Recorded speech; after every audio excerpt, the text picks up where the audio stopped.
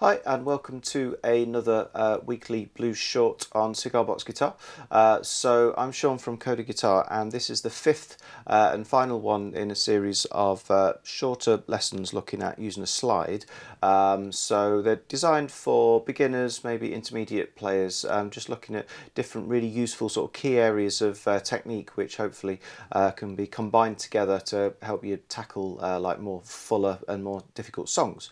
So in previous lessons we were looking at just basic coordination, sort of using two fingers for plucking, some basic sort of slide riffs, and then we're progressing on to more specific focus on fingerstyle patterns, hammer-ons and pull-offs with the slide, the differences between straight and swung sort of blues shuffle rhythms, how to play those. And this particular one is bringing a lot of that together in a slightly more complicated sort of little riff, little sequence, but also looking at how you can angle your slide in so that you're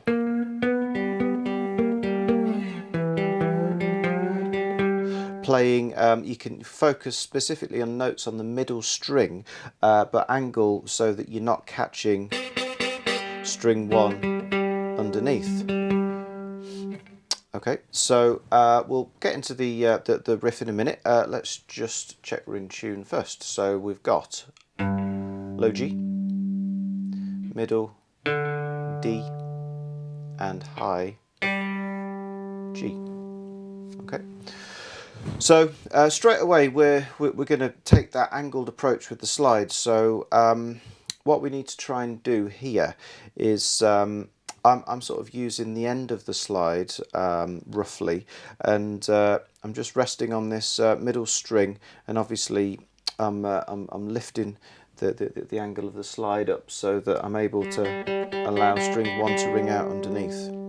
Now we're going to be doing an amount of sliding up and down here. So for example, the very first section, the very first bar is from frets 8 and 9 down to 5, but we need to keep string 1 ringing through. So in order to keep a really sort of consistent hand position, because it's pretty essential that this effectively stays exactly the same regardless of whereabouts we are on the neck, what I'm trying to do is I'm trying to sort of use this as a guide, you know, almost like a sort of tram line, moving up and down, sort of keeping in contact, and it's keeping my hand at exactly the same angle. So for example, I'm up here on frets 8 and 9, and then if I move down to frets 2 and 3, I'm trying to keep that in exactly the same place. Or rather exactly the same angle. So it's probably a really good idea to just like mess around with that to start with, just to get a feel for that. So it's like you're sort of cradling the neck in your thumb and your first finger. If you've ever played a 6-string guitar and you've sort of got into string bending, it's something sort of similar to that hand position, but we're just keeping completely still. Fingers aren't moving, so that's very much like an elbow movement really. Try not to move my wrist at all either, because if I move my wrist I start to change the angle.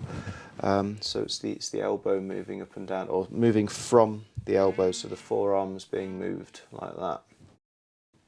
Right, okay, so what we're doing to start with, just leaving out the thumb bass notes just for the moment. We've got 8, fret 8 on the middle string, sliding into fret 9. So you don't need to re-pluck fret 9. That's me index finger playing there, middle finger playing open high G string 1. And then move down to fret 5 with the slide on the middle string. So we've got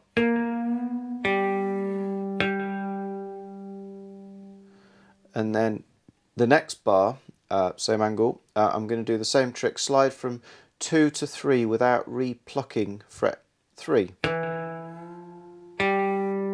And then I'll play so that's my index finger again on the middle string, and then middle finger on the top string, and then I'll do an open middle D just to finish off.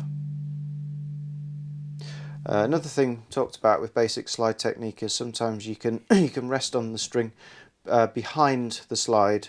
That can actually help to get a feel for maintaining that sort of consistent position as well, and it just sort of tidies the sound up so you don't get anything ringing and echoing on this side. So my index finger's actually just moving up and down on that middle string as well as the slide. So I'll do that again. So it's 8 to 9 on the middle string, string 1, there's fret 5, 2 to 3, there's open high G, and then open middle D. Okay, so go around that a couple of times, just get a feel for that hand position, because if you're struggling with that, it's going to be quite difficult to then incorporate the correct sort of thumb and finger combination, and then play it with the blues shuffle rhythm as well. So go around that several times, and then it's a pull to start with. So this first finger slide note is on the beat with the thumb, another thumb, and then this string 1 note is in between, so that's on its own, another thumb, this fret 5 note is in between, so that's on its own, and then a final thumb. So we've got pull, slide up, thumb, middle, thumb, index, thumb. So 8 to 9, thumb, string 1, thumb, fret 5, thumb. So we'll just go through the sequence first, and then we'll kind of add the blues shuffle rhythm in afterwards. Exactly the same sequence of notes, but just different frets now. So it's 2 to 3, so there's a pull, thumb, on its own, middle finger, thumb, open D, index finger, thumb. So there's a pull, slide up, thumb, middle finger, thumb, index, thumb. So all of that's the first 2 bars, that is.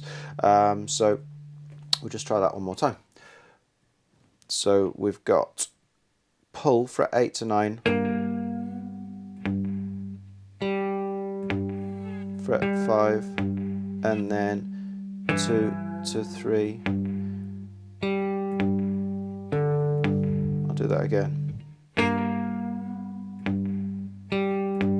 Fret 5.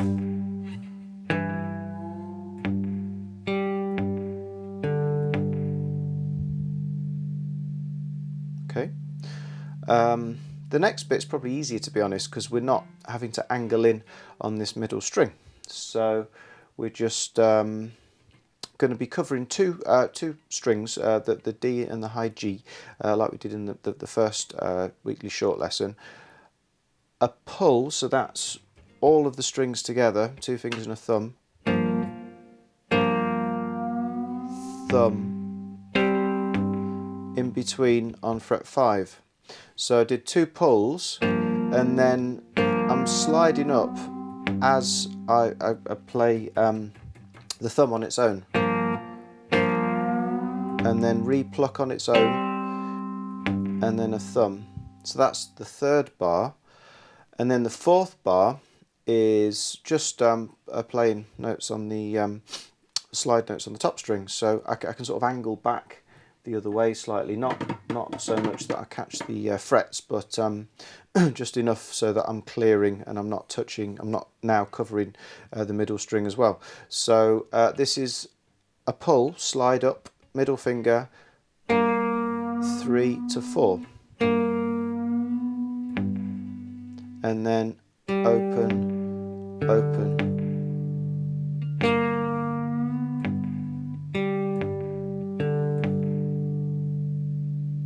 Okay.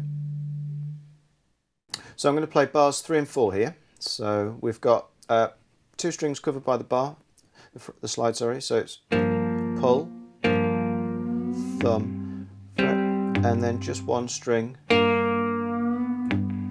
open, open. Do that again. So 2 strings, pull, 1 string, open, middle, index, thumb. All right. So it might not be a bad idea to practice both pairs of bars, so bars 1 and bars 2, and then separately bars 3 and 4 to start with. But when you can do that, let's try the whole lot. So starting at fret 8, so 2, 3, 4.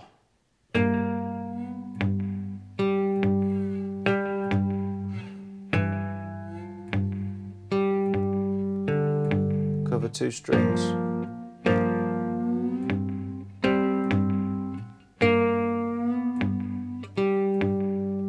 Let's do it again, 8 to 9.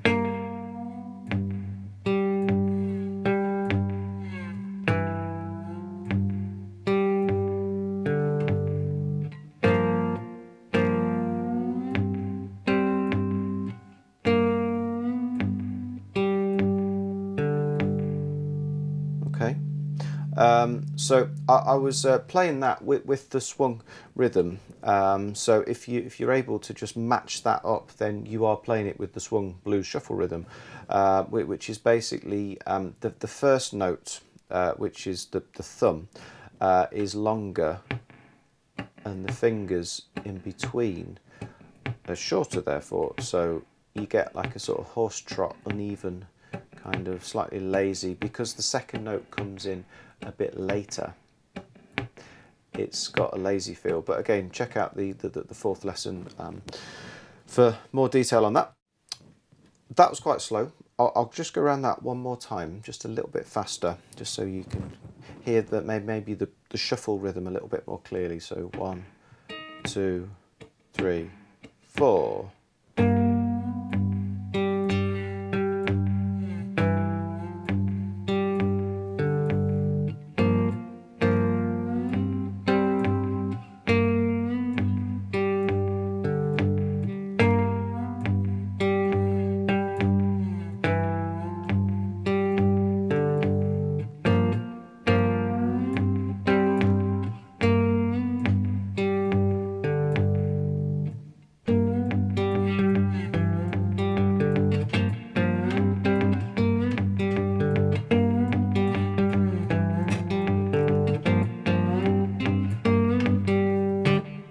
Okay, right, so that's the first bit. That's the main sort of 4-bar groove, so you can go around that loads. And then there's just a little ending where we're going to incorporate a hammer-on now.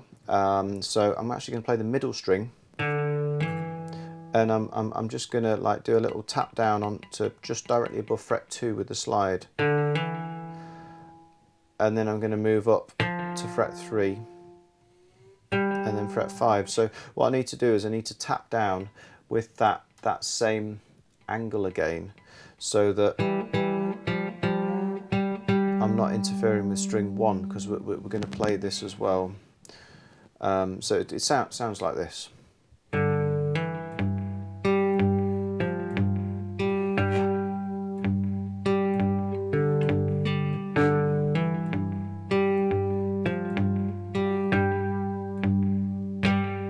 So string 1, open string 1 is being used quite a lot there.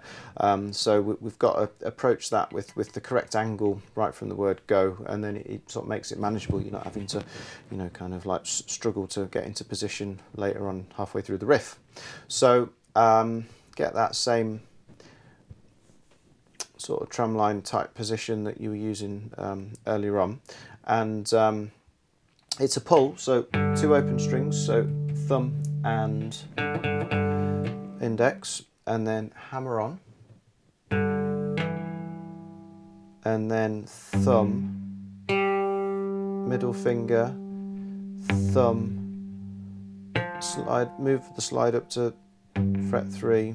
Okay, so I'm always index finger, middle string, middle finger, top string. So we've got a pull, hammer on, thumb, middle, thumb, index, thumb, middle.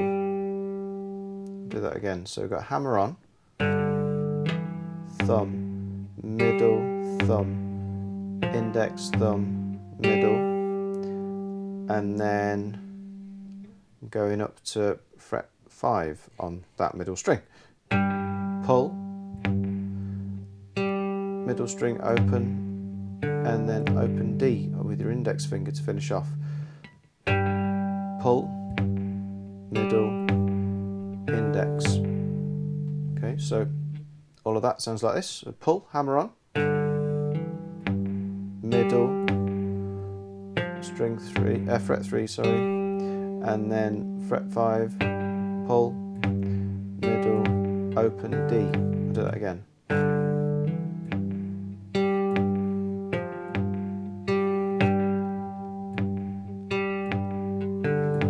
And then the second time, the first bar is the same, so it's the hammer on, and then up to fret 5, but we just do pull, thumb, and you can do like a little strum down, a little flick down with either of these first two fingers. So I'll just do that last bit again. So hammer on, thumb, middle, thumb, index, thumb, middle, pull, thumb, strum with whichever finger you want there. So all of those last 4 bars would sound a bit like this. 3, 4.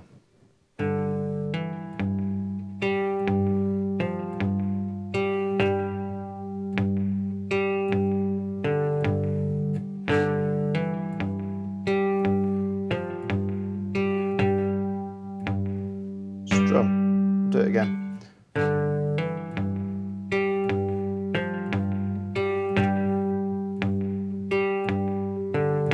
Last one.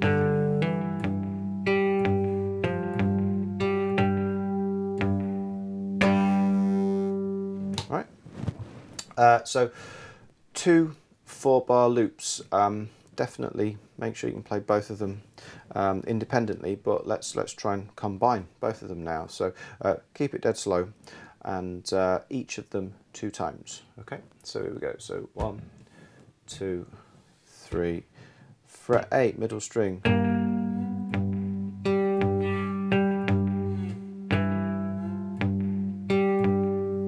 Pair of notes.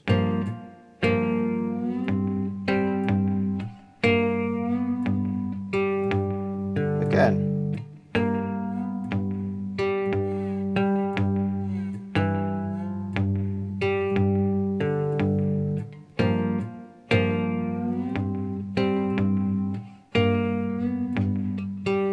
Okay, next one, hammer on.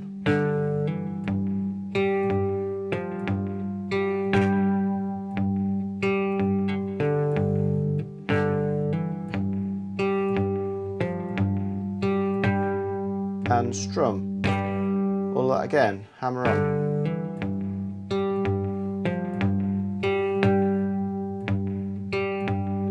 And last time.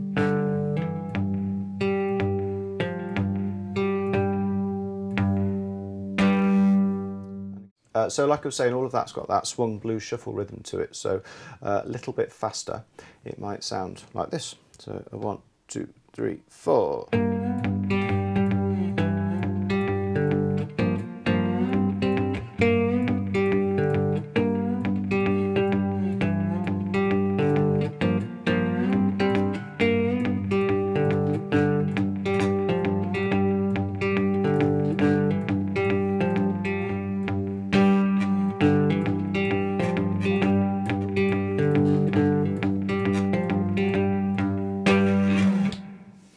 Okay, so I hope you found these 5 lessons useful. I mean, I personally think you know, there's some really good sort of like key areas of like just general technique and sort of like musical understanding. You know, playing in time, keeping a flow to your playing, trying to keep it as consistent as possible.